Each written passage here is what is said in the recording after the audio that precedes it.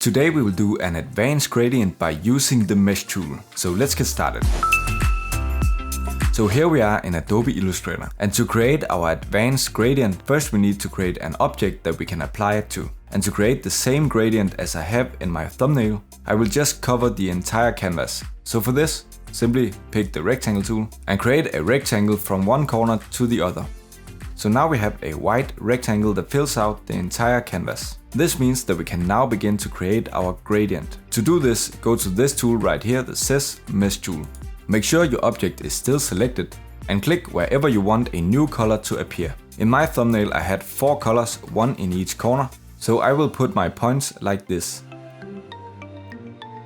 So here we have created 4 points that can have one color each. But we also have all these points on the outside edge, and these can have a color as well. So the way we color these anchor points is by choosing the direct selection tool, select the point where you want to place your color, and select the color that you want to apply.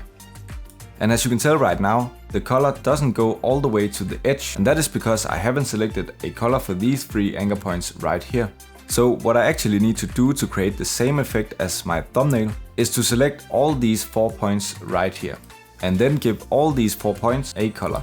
Now select the next 4 points and give them another color. Now let's do this in all 4 corners. So here I have a beautiful smooth gradient, but we can add some more advanced effects by moving the anchor points. So when I created the thumbnail for this video, I dragged the anchor points like this. And you can play around with this, but this is how you create advanced gradients. Now watch this next video that YouTube recommends for you.